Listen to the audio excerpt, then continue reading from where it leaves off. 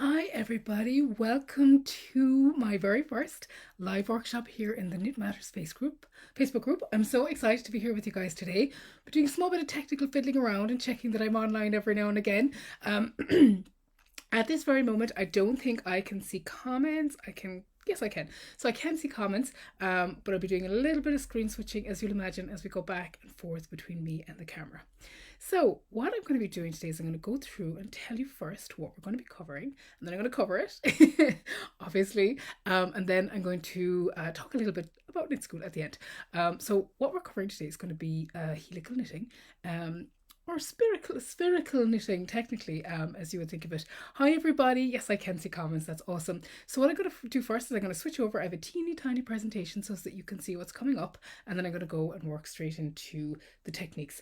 The video will be available here in the Facebook group afterwards, so you can watch it anytime you want. I'm probably going to download it and share it onto the main Facebook group or the Facebook pages as well. So I'm going to swap over. It's going to take me a little teeny moment while I do that, just to make sure that I'm showing you the right things. And all going well, you will now see my laptop screen. So I'm not going to go into a full presentation mode here because sometimes it cuts off when you're doing a live. So I'm just going to go through these. So this is my helical knitting introduction. It's going to go very quickly through things. So most of you will know me, given that this is the Facebook group for the Loveliest Yarn Company. But just in case, so I am Michelle Gregory. Yay! I opened the Loveliest Yarn Company in 2016, so we are coming up very soon to our 5th birthday. And I am also the founder of Knit School. I opened Knit School in about it's 48 weeks I think ago now. We're coming up to the first birthday of Knit School as well. So yeah, I'm really excited to be talking about it again. We're open at the moment for our very first enrollment. It's my online knitting membership because I guess when I started doing shows as the Loveliest Yarn Company, I discovered how many people were a bit nervous about knitting and didn't feel like they could, when absolutely everybody can. So I think that kind of evolved in my mind into kind of maybe I would do courses, and then I thought, no, you know what, a knitting membership is perfect because you kind of get that ongoing support, and knitting is kind of a journey rather than just one thing that you learn once. So yeah, that's me. Yeah, I also have Benchy Yarns. I'm the dyer at Benchy Yarns as well, but I think that's enough for right now. So what are we going to be doing today? So the first thing I'm going to just tell you very briefly, and most of these I'm going to show you because, like, with knitting, everything is much better seen, I think, than explained. But I'm going to talk about what is helical knitting. I'm then going to show you how to set up and stripe single width stripes, which is one of the main things it's used for. And then I'm going to show you how to do double round width stripes. So that's with 2 colors, but you can actually do many colors in many kind of configurations. But both of those, with the single and the double stripes, they'll show you pretty much what you need to know in order to get started with helical knitting. Then going to talk very briefly about shaping with helical knitting, because lots of people want to use this with socks and hats, and also when you're alternating skeins of hand-dyed yarn for sweaters. So again, being able to shape in it is really useful. It takes a little bit of it requires it's kind of a switch that'll get switched on in your brain and it'll tell you all about it.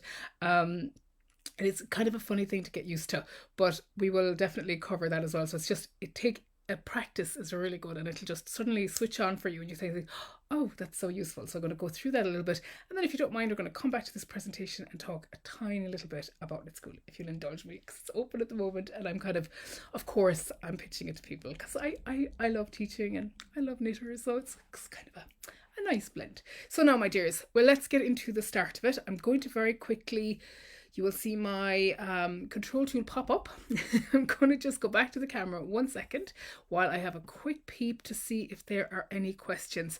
Hi, everybody.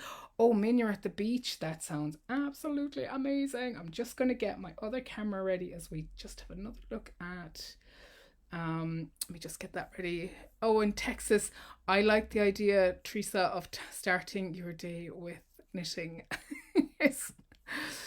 I like the idea of starting your day with knitting. Let me make sure now that my camera is working. Let me get that working now. Go back to myself again. Just give me just one moment to reconnect my friend here.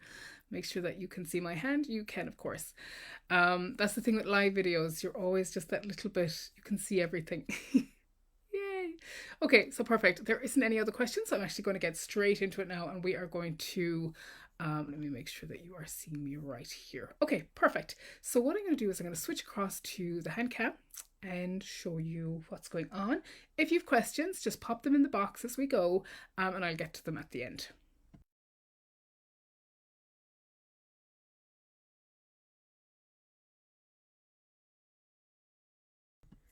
So here we are, all ready to go. So the first thing I'm going to do is I'm going to talk about what is helical knitting. So helical knitting is, so if you're doing knitting in the round of any kind, so when you are knitting in the round, when you're knitting, you're actually knitting in a spiral. So you're going to be just knitting around and around and around, creating a single spiral of stitches. And it's really here at the joins where you come up to the, where you start your round, that your stitches come up together. So you finish one stitch, which is level with the first, your first and last stitches are level, and then you step up one stitch as you do the first stitch in the next round.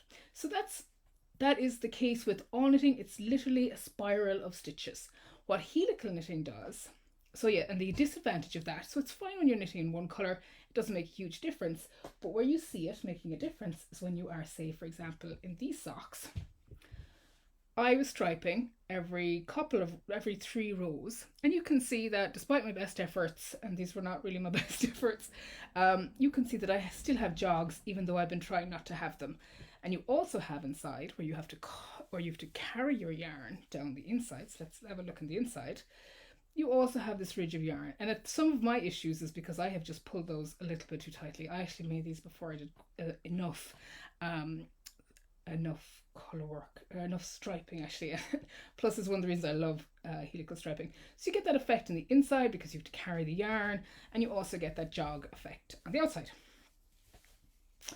And that's kind of standard knitting without helical striping. And you can see it, it's not too bad because that would block out a little bit. I don't think this has ever been blocked, but that's why helical knitting has kind of then come into its own. So the difference with helical knitting is that instead of everybody swapping at the rounds, you set it up so that instead of this yarn going around and around in single rows, you have 2 yarns, one that starts in one place, one that starts behind it, and they actually spiral around together as 2 separate spirals. And what that does is it creates no jogs because they're actually separate, but they're knitting along a different route. So for example, if I set up, one will do rows 1 and rounds 1 and 3 and 5, and at the other time I'll do 2 and 4 and 6 if I'm using 2. It can be a little bit weird to get your head around, and what I'll do is I'll show you how it works. So for example, this is a sock done with the joins, whereas this sock has been knit with, we'll talk about the number of strands, but it's double with stripes. But you will see nowhere in this sock can you see any kind of join, and that's because each of the individual strands helical around one another without ever touching. And that's what makes helical knitting so special, in that you never ever cross the yarn, so you don't get any jogs. Of course, it depends on how you feel about jogging. You may like different types of jogging. You may be absolutely fine, and some people are really, really good at it, but I just think that helical knitting adds that lovely, it's also a little bit more effortless because you don't have to do any of the yarn changing. So let me crack on and show you 2 more examples before we do it. This one is really obvious. So if you look at this hat is done using the double stripe method, and I'll show you that. You can actually see it spiral into itself there. So at no point do either of my pinks touch one another, or the greys. And that's the kind of effect that you can get with helical knitting, because it's sort of perfect actually. So yeah, that's an example of helically shaped knitting as well. So that is my Heli hat. I have a Heli cowl as well. And again, nothing ever touches, so you never get that jog, which is lovely. So let me show you how it's done. I'm going to start with 2 colors. So there's no difference between, so when you set up with 2 colors, that's one way. And when you set up with 3 or more colors, it's another way. So I'm going to show you how to do it with 2 and 4 balls. And then I'm going to show you how to do a little bit of shaping. Let me know if you have any questions. I can see them popping up on the side. So all I have done here is I have knit a small piece of rib. What I would normally do then is I'm coming up to my start of round, and I would always keep a round marker in. I'm not going to keep one for this because I'm just demonstrating the technique, but if you are going to be knitting in a pattern that requires you to remember where the start of round is, do keep your start of round marker in. Now some patterns don't need you to do that, but some do, and where you do need to do it, keep your start of round marker, because even though the helical stripes run separately, you're still going to have to do your shaping. I'll talk to you about that in a second. So first things first, super easy. I'm going to turn this around to the correct way around. And then I'm going to move to stocking stitch, and I am going to quite literally take my yarn, my other colour. I could knit a couple of stitches after this to kind of maybe not have as many of my as a rib, so like say I want to just start in, but I'm not going to. I'm actually just going to go straight to my other colour. Now if you haven't joined a colour in before, the way I join mine in might be different to you, but don't worry. All I do is I create a loop with my working yarn on top, insert my tip, working yarn on top, not correct there, working yarn on top, ready to knit, and then I just knit my stitch, and then I just keep knitting. And that's actually all you do to join in your first colour for helical knitting. So that's all. Literally that's it. We are ready to now go. Now it's going to take me a small while to knit around this row, because this is one of the reasons why I think, you know, we're never going to have a knitting bee because, you know, I love when I see where, I don't know if any of you are watching the jewelry program with Catherine Ryan, I think her name is. It's amazing, and in 4 hours you see people producing the most magnificent pieces of jewelry, or even shorter periods sometimes, or you see people making sweaters, or not sweaters, like dresses in 4 hours, and I'm like, 4 hours, I could manage one double knitting sock. I think it's a slightly different kind of thing, but I'm just going to keep knitting around as if I had just put my colour in, as if I was doing a standard colour. Now the difference is about to start though. So with the helical knitting, you do not go any further. You knit up to, and then you'll see this, the way I write it in my patterns is knit to 3 stitches before the last colour finishes on the left hand needle. The next colour finishes on the next hand needle. So you can use 3 or 2 stitches. When I'm using a lightweight yarn like a 4-ply or a double knit, I'll use 3 stitches, and if I'm using a heavier weight yarn, I'll just leave 2. It's because you want to spread the tension evenly without causing it to do any kind of, it can be a little bit tense, the tension can go funny on you, and I'll show you why. So you come up to 3 stitches before your end, and then all you do, slip those 3 stitches, pick up your yarn, your working yarn, of your previous colour. Now you will have to, I'll talk about ball management, honestly I love knitting, when we get there. So now that's it, I've just changed over back to the colour I started with, and then I just keep knitting. Now obviously I have a tail here, and I'll just tidy that in so that you can see. So what's happened here, let me just give the tail a little tidy, is I have come up to it, slipped my last 3 stitches, and now I'm off knitting on top of my pink. You're probably thinking, isn't that the same? But it's not quite, because this is kind of angling up into the stitches as it comes up onto them, as opposed to it being the natural start of the round, which would have been here, but I actually have my stitches over here that are still in the same colour as the one I've just started knitting with. And that's kind of the trick with the helical knitting. Now I'm going to do another round and show you again, and then you'll actually be able to see the spiral coming straight away. Again, if you have any questions about this, if you want to practice it, I'm obviously doing it on sock wonders, because I find for teaching live, sock wonders are the ones that I have the least amount of stitches on, so that I can do a round really quickly without the distraction of the DPNs. But if you're practicing yourself, you can do this with magic loop, you could do it with small circulars, you can use it with DPNs, magic trios, whatever needle you like for working in the round. So I'm still going all the way along with my grey. I'm gonna try not to shake that too much.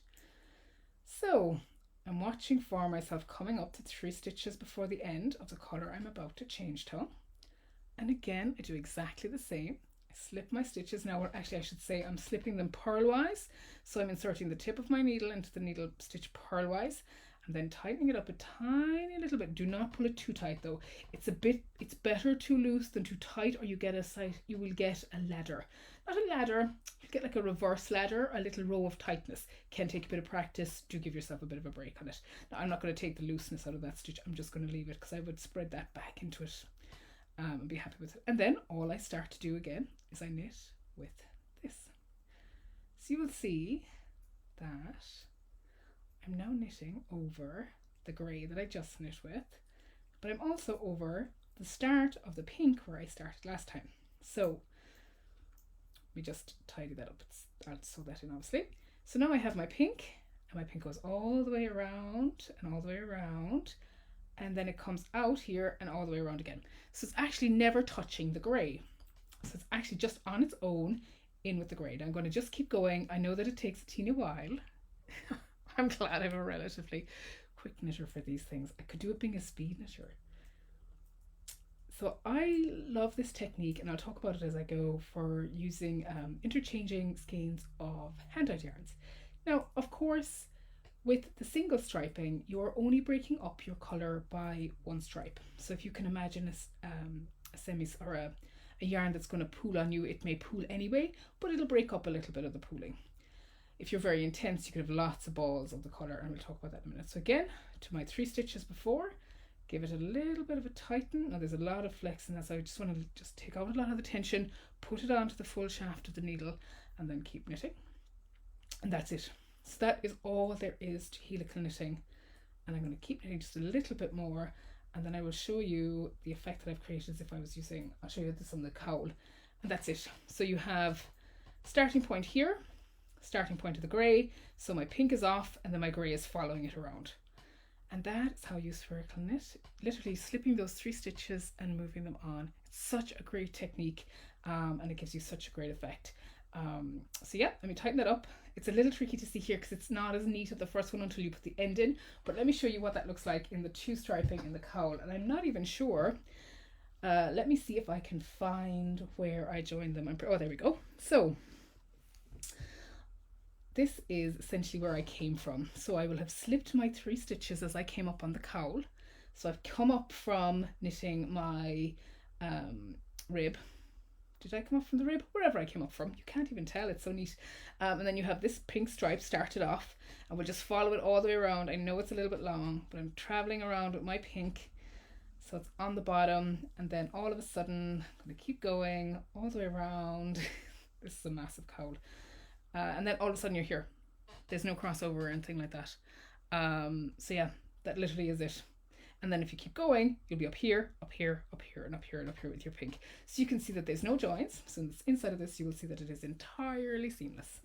Well, obviously, we'll ignore this little ugly friend where I've sewn in my stitches. It's not too bad. Yeah, so that's it. There's nothing on the inside of that cowl. It's kind of magic. So there's no changing colours or exhausting. Yes, you do have to slip the stitches, but it just becomes part of your regular knitting. Now, that is 2 colours. Then we're going to bring on 4 colours. Although you're going to think, but that's 2 colours. The thing with spherical knitting, helical knitting, helix knitting, as you'll see it called different things. Let me get myself ready.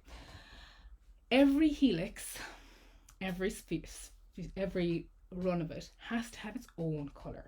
So the thing is, if you want double wide stripes in a colour, you have to have 2 balls. If you want it triple wide, you'd have to have 3, and the same with, you know, as many as you want. So there is probably a limitation on it. I believe Jen Arnold Culliford, who is like who I would think of as the godmother of helical knitting, has done a test, I think, with as many as you can do, and I haven't read that detail yet, but you could check that out. But I'm going to go with 4. The setup is the same as if I had 3 or if I had 4 or 5 or any more.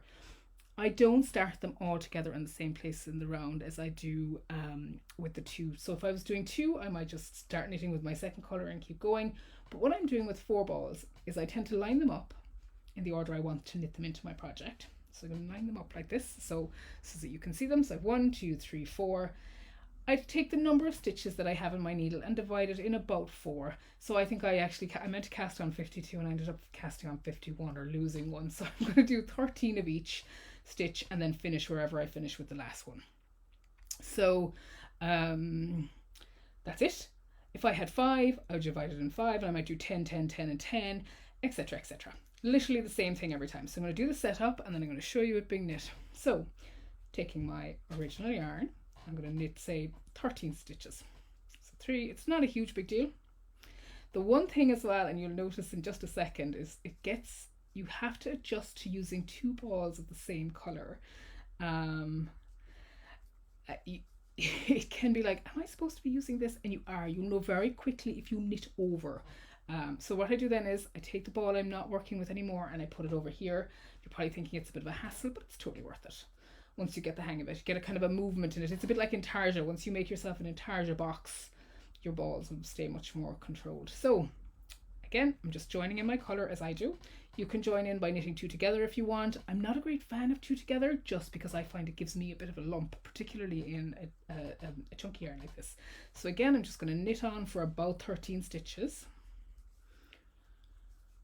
It's not a hugely big deal if you don't do it to the even number. You can't really see it, particularly as it's going to be worn in the round. So if it's at all four corners, it's not a hugely big deal. So I've knit on just about as far as I want. I'm going to take this yarn, pop it back here, slide up my friends, and then join in my pink. Take my yarn, knit in, here we go. So I'm off again. So keep going. And I'll have a look for questions now in a second. I don't think there are any. I think you guys are just enjoying the technique, which it is a very cool technique. So I have 2, 4, 6, 8, 10, 13. That'll do fine. Take my ball, move it back here, slide everybody up, and my final colour I'm just going to join in. So again, join in my colour, my first stitch, put down my tail. And now one thing I would say is once you have established it and say you're a couple of rounds in, you're happy that it's working, I tend to sew in my tails then the minute I've that done, because there's a lot of tails otherwise, particularly if you're working with a large number of yarns. They can get a bit aggravating. It's not a kind of a project that it's not, I prefer not to leave the tails. Now I'm coming up to the start of the round, but where is my yarn? Oh, it's over here. So I'm just going to knit onto it. I'm going to ignore my start of row marker and just come up to 2 stitches before the other one. So that's it. Slip my marker, and then I'm going to knit all the way through. You're watching for it here. Here's your tail. Now with chunky yarn, I tend to only keep 2 stitches. This is something you will kind of decide you prefer it or not. For me, I can keep the tension pretty evenly with that. So what I do is I slip my 2 stitches right onto the big part of the needle, so the full diameter of the needle, so that you're not out here, because if you pull it here, they'll be too small. So always make sure that your stitches are slipped right onto the big part of the needle, the full size of it. Now of course I should move this over so that it's not tangling, and then move everybody back around. So you can see how you can move the balls in the round as well, so you keep them going. And now I'm off again with the colour. Then I'm going to knit all the way along. And you can already, I imagine, already see a pattern with this. Once you've done the setup, the only difference between 2 and then 3+ colours is the setup. And then you're going, and off you go. Of course, we'll talk about another slight difference in a second, but that'll be fine. So slip it, move it over. Make sure my stitches are a nice kind of even tension around the needle, and away I go again. And that's it, literally it. We'll have a look at it now. I'm going to finish up with the other 2 balls of pink so that everybody can see those. So where's my pink tail? There it is. Take my ball, move everybody around again. And it is, you know what, it's just part of the rhythm of it. You kind of enjoy it. It's got a kind of really satisfying feel to it when you're going. So, and off we go again, slip my stitches, and away we go.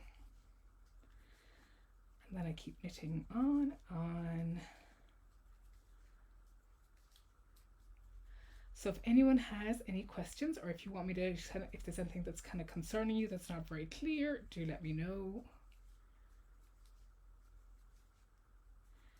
So coming up again to the last 2 stitches, and this is the last colour in our 4, and then I'll show you what we've achieved. So I'm going to slip, take my friend over here, tighten that up, and I'm going to knit on again. And that is my whole setup done, because you can actually begin to see that this is now coming up on top of this one. Now with the 4 colours, it can take a little while for it to become obvious kind of what's going on. But it is, you can now begin to see it. So here is where I started my first pink. This is where I joined in my second pink, and there's my double wide stripe. Of going all the way around my hat to where I stopped here. So it stops being double wide because I've gone back to my first stripe and I'm just completing that now.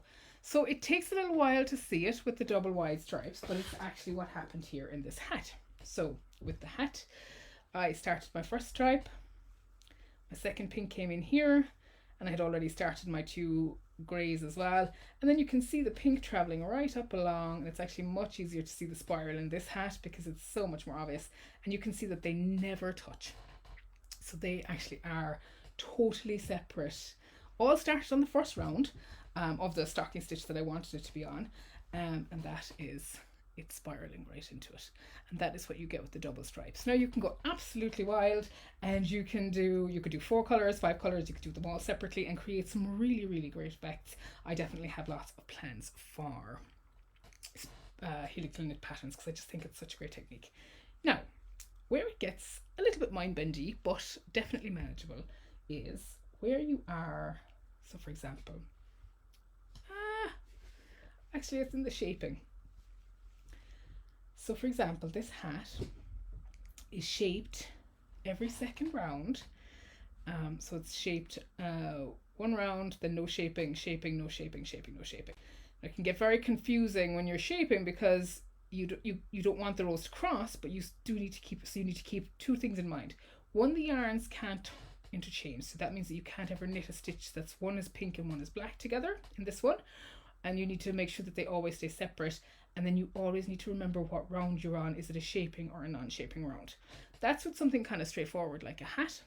Then with something like a sock, where you're shaping on 2 different sides like this, the yarn is moving in one way towards you and the shape and the sock shaping is in a different direction, and that can be a little while. But with the general rule of that is that what you're doing in the pattern, as long as you are on the correct yarn in the correct round, you shape if it needs shaping, and if it doesn't need shaping, you don't shape.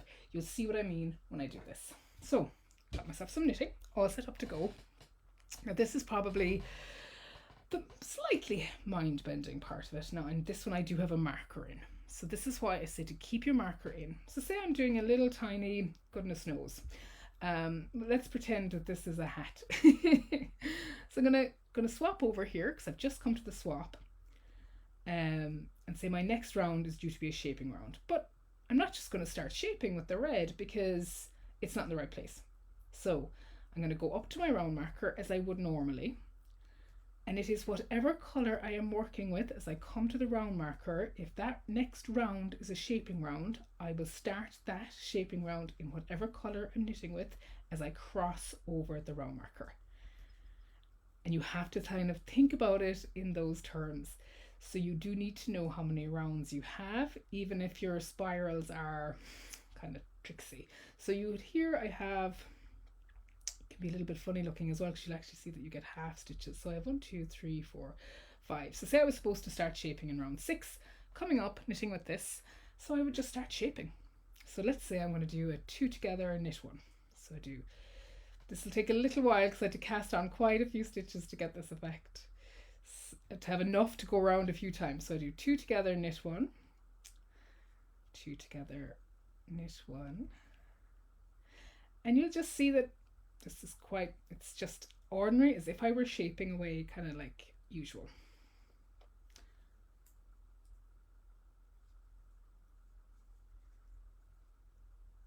Together, knit 1,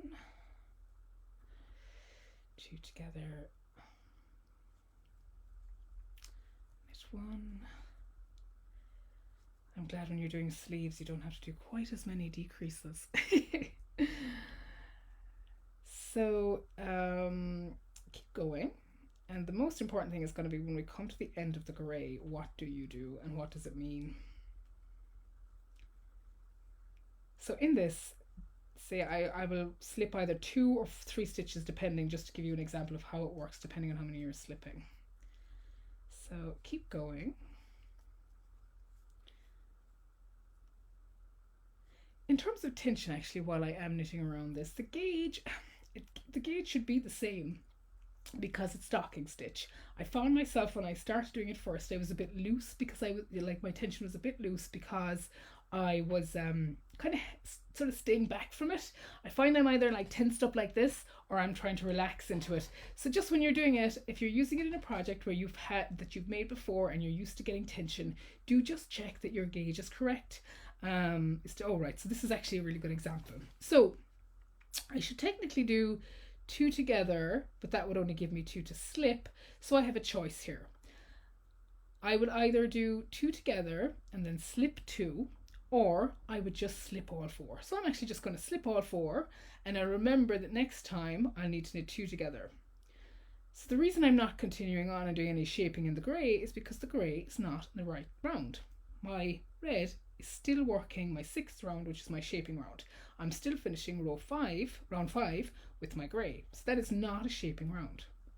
So I'll now just continue on with my grey,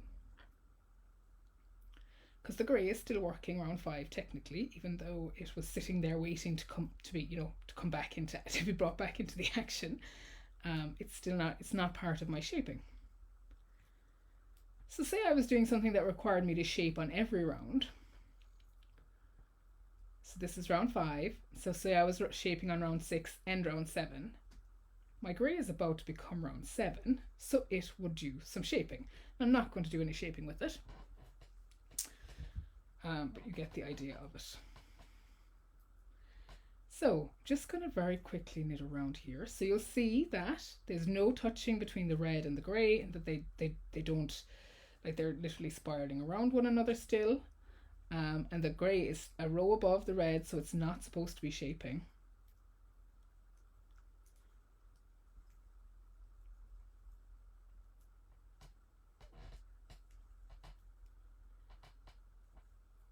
So while I'm doing this, a tip for working, so if you were interchanging yarn in the round, so say I was making a sweater and I was interchanging hand-dyed yarns, I would probably do it every 2 rounds. So I would do 2 rounds in one skein, 2 rounds in another, etc., etc. Would I do the same? If I was doing a semi-solid, I would change every round. So I would only do 2 helical stripes. If I was doing a more kind of variegated hand dye, I might do 4, but I wouldn't tie them together. I would actually use skein 1, skein 2, skein 1, skein 2, so that you split them right up. But I would do them as 4 balls of the 2 skeins, so that your life is a little bit more tricky, but not too tricky. So I'm going to go back 1 stitch. So I'm here at this changeover point, slip my stitches, and then I'm going to continue shaping because I'm still on round 6 with my yarn. So now I would just continue shaping on.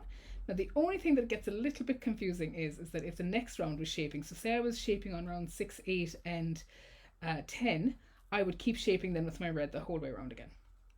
But I think we've probably seen plenty of the shaping now, and that's it. So you can see how they're quite separate with the shaping. So that's keeps them all very separate. Useful. Then the trickiest thing with socks again is to do, say these are knit in 4s, so when you're doing 4 colors, a little bit more confusing, but again it's something that you kind of just work with, and it's something you get really used to. So that is pretty much all of that. I'm going to just swap back now to the camera and see if anybody has any questions.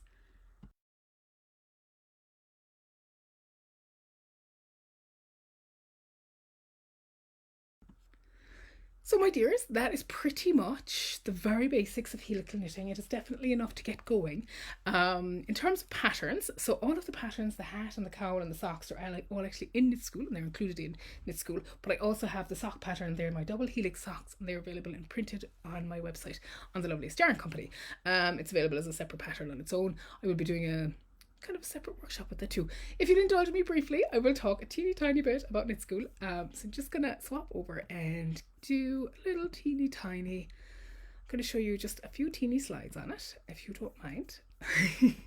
I'm very excited because actually it's one of those things that I think with Knit School that I think most people kind of get out of it is that it's not always the really obvious techniques. So I'm gonna just swap over, talk a teeny tiny bit about Knit School. So Knit School is my online membership, and there are just over 200 members. Actually, we've already welcomed quite a few new members already because it opened for enrollment yesterday. It's the first time it's opened in 2021. I've been doing a lot of work actually in the background to make sure it's all a bit sort of smoother and slicker because it's only been open for 48 weeks. I know. I remember this time last year I was like doing a mad rush to get everything together. And what's included in Knit School is that at the moment you get all of the access to all of the masterclasses that have happened since we opened. So there's 8 masterclasses there at the moment, and you get access to patterns. So these patterns are all included in what you get as well. So there's 8 masterclasses, loads of patterns. There's a community. We have a technique library. There's lots of things like that that you get access to straight away if you join today. But also what we do then every quarter, so I do it by quarter, we do 2 new masterclasses and a knit along. So it's kind of workshop, knit along. So that with the knit alongs are generally so that you can practice, like get loads of time to practice the techniques. Coming up in May and June, we're being joined by Brona Miss Kelly, who's going to do beginner's lace and advanced lace. So I don't know if you guys know Brona, you must do. She's almost always in one of the knitting magazines. She's got a most beautiful sweater actually in Knitting Magazine this month. She is an amazing lace designer and knitter. So I'm so excited that she'll be joining us from the her class launches on the 3rd of May. So you would get, obviously, as new classes are added, you get all of those as well when you join. Then in July, it's our first knit along month that you would get if you join now. We're doing beaded lace with Rhoda as well. And then in August, September, we have Brioche 101 and then Brioche 201.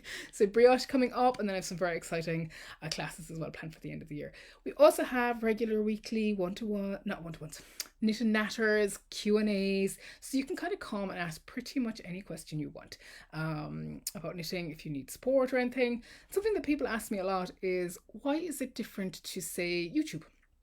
And like, I would never say anything bad about it. Like, YouTube has taught us most things. I remember when I needed to do the studio, I learned how to lay a piece of vinyl flooring on YouTube. But it's if you want a little bit more. So if you want kind of your videos organized in a particular way so that you can just go and find them, you have a single library of things that are all done in a kind of consistent way, but also that you have the community as well. Like the Facebook group is really good fun, and it's good to have someone to ask as well. So you don't always have that if you're not part of a big knitting community. Now I know some people are, and people get great support, and there's lots of different ways to learn how to knit as well. So that's what Knit School brings. It's kind of that, ask anything, anytime support, as well as all of the videos and the tutorials. Plus you can request them, and the ever-growing patterns and inspiration and everything is there as well. There's a few other perks, like you get 10% off with the Loveliest Yarn Company, and you get free shipping over £60 as opposed to 100. There'll be some Knit School in-person events as soon as we can do that, and we're going to do some live teaching as well every week, either a technique that's been requested or kind of a reminder of what's in Knit School. So just wanted to share that. People say very kind things. So even new knitters or crocheters who come across, or people who've been knitting for ages, kind of find different things in it. I just thank you, Terry, Debbie, and Tracy here. So it kind of, people like the different bits of it, and I've been really pleased and really excited about it, because I really like knitting is in my entire life. I think like lots of us, I'm either knitting or I'm knitting. Well, no, I'm either knitting or working in knitting. So I'm really lucky as well. Very fortunate. But yeah, so I don't like the idea that anybody feels like they can't, because you totally can. You can knit anything you want. You just need to maybe just a little teeny bit of practice and a little bit of encouragement. And that's kind of what Knit School is. It's just that kind of gentle push towards things that you definitely can do. So yeah, that's really a teeny tiny bit about it. If you feel like checking out, you can go to knitschool.co.uk and have a look at the two. There's a monthly and an annual option. With the annual option, you get 2 one-to-ones with me for those knitting emergencies and for some help with any patterns. And there's also the option, or you also get a few extra patterns. So all of our previous knit along patterns you get if you join as an annual member. And there's also, you get 12 months for the price of 10. So there's a bit of a discount on it as well. And that's really it about Knit School. I'm going to switch back over to my camera and see if there are any questions from anybody. Nope. Oh, you guys have no questions. That's like, I'm so thrilled. Let me just have a quick look to see that I haven't missed anything. It is great, isn't it, Trina? I love it. And Joy, isn't it amazing? And yeah, I know, Jane, once you see it, that's the thing about knitting though. I think that's what it is. And I think that's one of the reasons I started Knit School is that it always seems very complicated until it's broken down into its most simple form, and then you can pretty much knit anything. So Agnes, yes. So in knit school, I'll talk a small bit if you don't mind about the master classes that are there. So there's a few kind of there's a bit of a selection of it. So there's finishing school, which is kind of an 8 week. It was the very first one I did. I started with knit school. I started with finishing because finishing makes such a huge difference to your knitting. So it starts out talking about sizing, swatching, moving your increases, how to mattress stitch kind of vertically, horizontally, setting in a sleeve, weaving in your ends, blocking. So all of those aspects of finishing are covered in a single module, in a single class, in a single module in knit school. Because I think finishing, it's the fastest thing you can do for yourself is to finish really well, because everything else is just a stitch. It's the finesse that you get from like a beautiful, like a 3 needle bind off and a shoulder, instead of having to sew them in. You get that like less lumpiness and everything. So yeah, absolutely, Agnes, there is a whole module of finishing. There's also then, I did Colour School 1 where we covered intarsia, which I just love, helical knitting, which is a module in that, and then I also did some colourful stitches. So for people whose first time it was colour working, and then I did colour work and steeking. So again, another 8 week masterclass, and that it covers starting out with stranded knitting and then going all the way to steeking your knitting. You can't stop. So steeking, for people who aren't aware, is where you're working the round and you want to put, like, say, you want to put in some cardigan bands. Really neat technique, can be a little bit scary on your own, but that's kind of another thing about knit school. What else then is in there? So yes, short rows. So yes, definitely short rows. I did short rows 1, so wrap and turns, and we have also done Japanese yarn over and something else.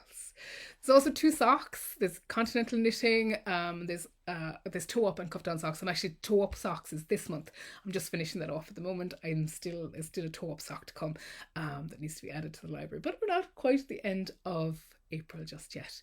And that's really it. So, oh, thank you, Joy. It's sort of it's where people can go to get like the support they need to just be a little bit more brave. I know a lot of people have knit their first sweaters as part of knit school, and we'll be doing I have loads of other plans for it as well, like really exciting things. Oh, there's exclusive colorways from Dyers as well, something I'm working on. It's kind of something that's really evolving. It's something I kind of have a 5-year plan for. So yes, that's it. So let me see. Yes, Jane, the shaping, it took me a while. So for this sock pattern, myself and my tech editor, who is an amazing editor of patterns, it took us quite a while to get the wording for this pattern correct, so that it made absolute sense. So where you would put the colors as you finish, so that because you obviously split for heel, so it does sort of it definitely takes a while to get into your head, but it's totally worth it. Oh, thanks, Joy. You're so kind. Oh, and Jane, that's amazing. Yes, you got, and it does. It takes a little while, but it's the kind of thing that once you get practicing, and to be honest, if you have any sock pattern, or any hat pattern, and you could knit it in 2 colors right now, you could cast them on, and it's just awesome. So that's it, my dears. If there are any questions after this is going to be here all the time. Just post them in the Knit Matters Facebook group. I'm always around, obviously. And that's it. If you are joining knit school, don't be tempted by the patterns, or buy them, because they are all in there. So the cowl, the socks, the hat, they're all inside. And I am planning a double knitting sock pattern, both stripes, etc. So many knitting. That's the one thing about knitting that just drives it. No matter how quick a knitter you are, there's just never enough knitting time. But that's it, my dears. Have an awesome rest of your Saturday. If you have any questions, I'll be around somewhere. And take care, everyone. See you soon.